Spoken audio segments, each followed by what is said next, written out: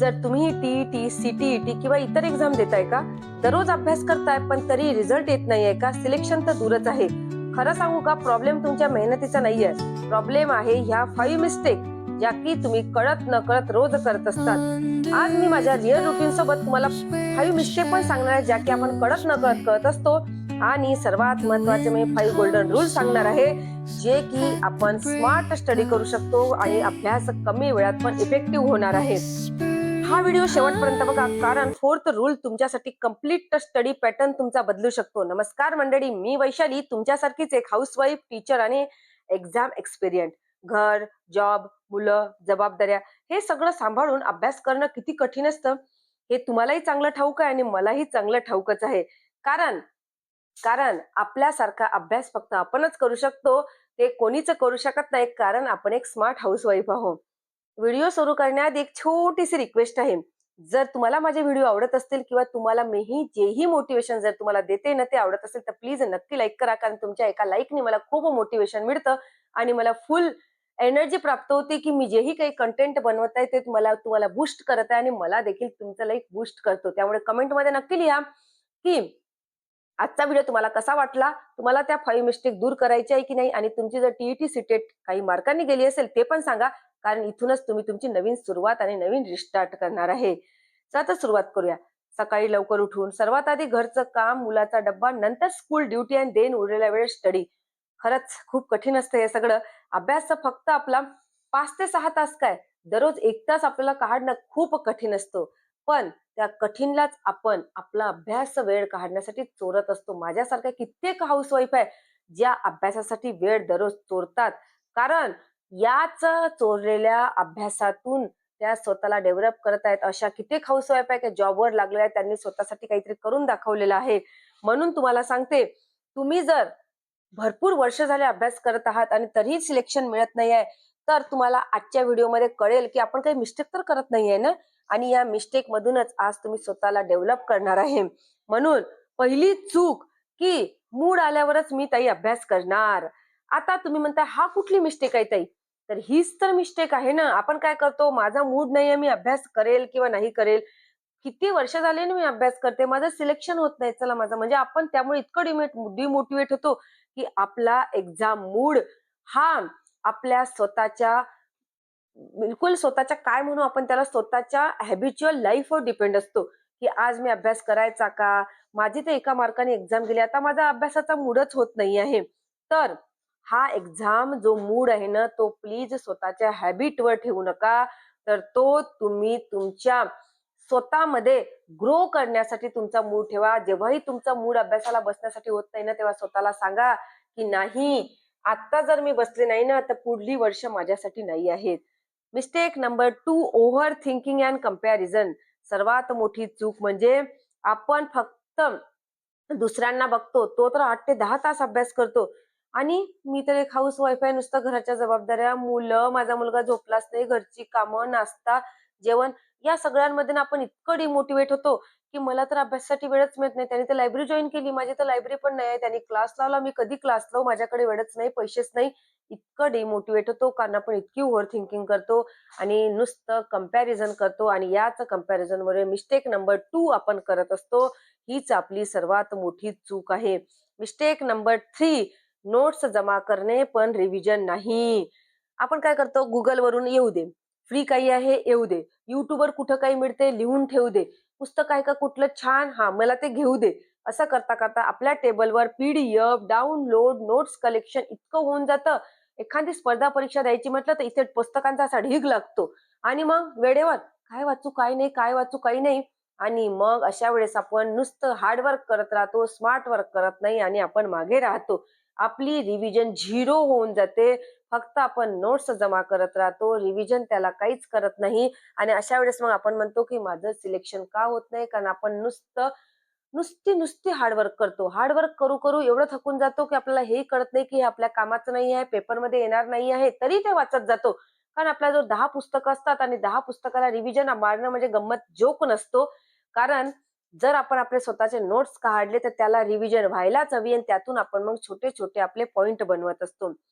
Mistake number 4, break घेऊन परत quantity नाही किंवा कंटिन्युटी नाही किंवा कंटिन्युअसली आपण अभ्यास करत नाही.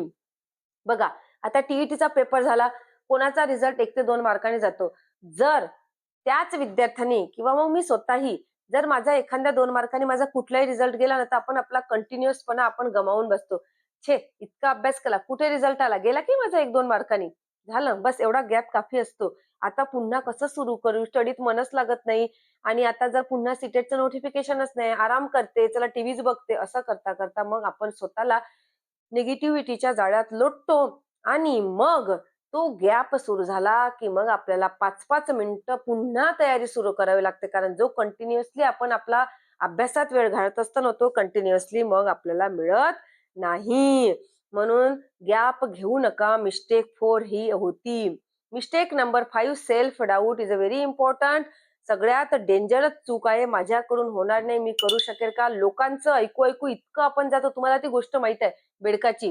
तो बेडूक वर चढायला जातो ना, बाकी कुठलेच बेडूक विहिरीच्या जे अपमध्ये आहे ते पोहोचू शकत नाही. पण जो एक बेडूक असतो तो पोहोचतो. तेव्हा इतर बेडकं म्हणतात, "तू कसा काय पोहोचला रे वर?" कारण तो बहिरा असतो. तो इतरांना इग्नोर करतो. त्याला माहित नसतं की खालचे ओरडणारे आहेत, की "तुझ्याकडून होत नाही, तुझ्याकडून होत नाही, तू काहीच करू शकत." त्याला ऐकूच येत नाही. त्यामुळे तो विहिरीच्या टॉपवर जातो. पण बाकीचे जे बेडक असतात ते पोहोचू शकत नाही कारण ते लोकांचा विचार करतात, निगेटिव्हिटीचा विचार करतात, तुझ्याच्यानं काहीच होत नाही. तू काहीच करू शकत नाही.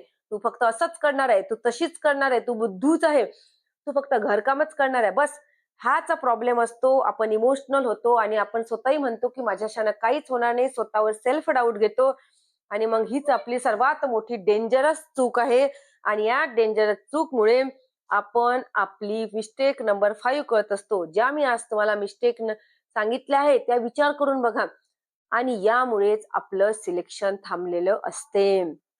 आत्ता जे आपण मिस्टेक बघितल्या आणि त्याचा तर काहीतरी कारण बघा, चुक्या झाल्या तर त्याचं तर समस्याचं समाधान असतेच. संध्या तर येतात हो, गोल्डन संध्या येतात, पण ते आपल्याला ओळखता येत नाही. तर आता मी तुम्हाला 5 गोल्डन रूल सांगणार आहे, की जे 5 गोल्डन रूल वापरून आपण स्वतःमध्ये सिलेक्शनच्या पायरीवर चढू शकतो.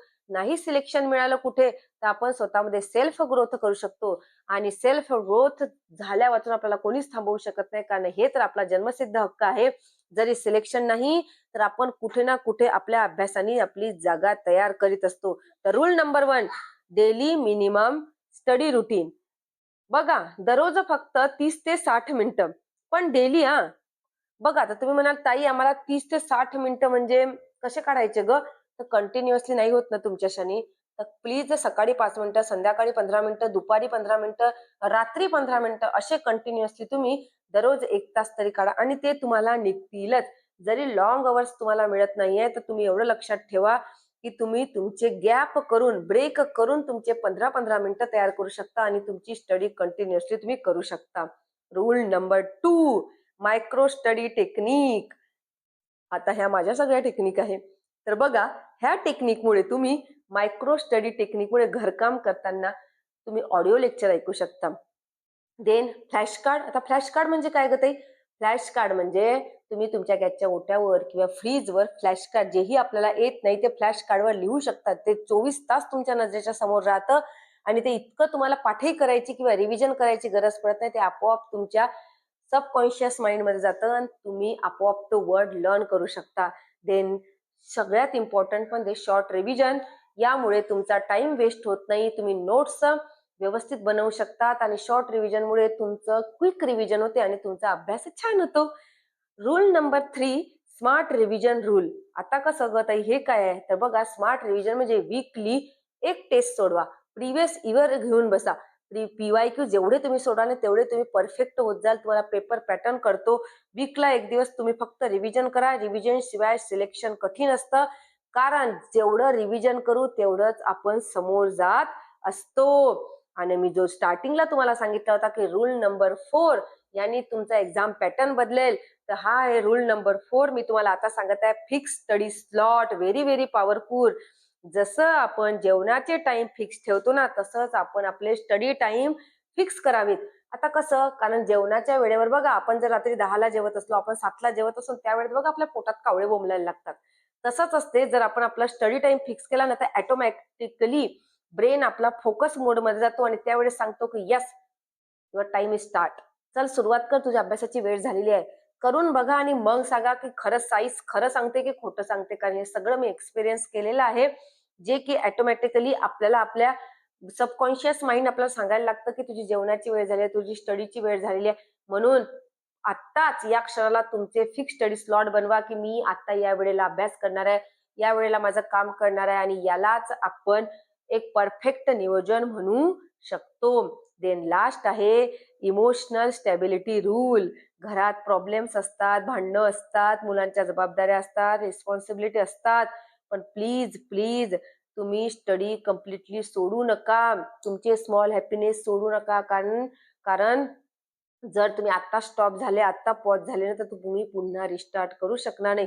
थोडं थोडं करा, 2-2 मिनिटं करा, पण प्लीज स्टॉप होऊ नका. म्हणून आत्ता या क्षणापासून स्वतःच्या फोकसवर आणि गोलवर लक्ष ठेवा. उशिरा का होईना, पण तुम्ही नक्की पोहोचणार आहात. कारण सोसायटी, रिलेटिव्ह काय म्हणाल हे म्हणत जर तुम्ही स्वतः विचार करत थांबला ना, तर तुम्ही आता थांबून जाल, तुम्ही पॉज होऊन जाल, तुम्ही स्टॉप होऊन जाल.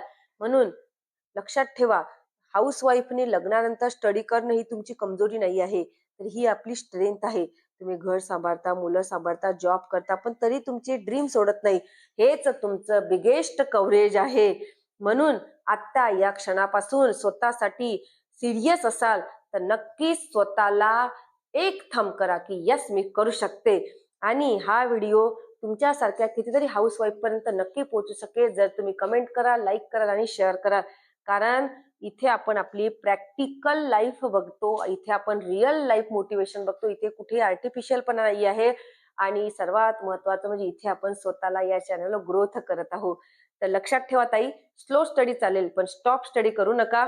हा व्हिडिओ तुमच्यासाठीच होता. कसा वाटला नक्की कमेंटमध्ये सांगा. मी तुमच्या कमेंटची वाट पाहिल. आणि लाईक करा. तोपर्यंत पुढील कंटेंट घेऊन मी नक्कीच येते, पुढील मोटिवेशन सोबत, पुढील कंटेंट सोबत. तोपर्यंत स्वतःची काळजी घ्या, आनंदी राहा. सर्वात महत्वाचं म्हणजे आत्ताच हार्डवर्क नको तर स्मार्ट वर्क करा. पुढील मिस्टेक टाळा आणि तुमचे लाईफ गोल सेट करा. बाय.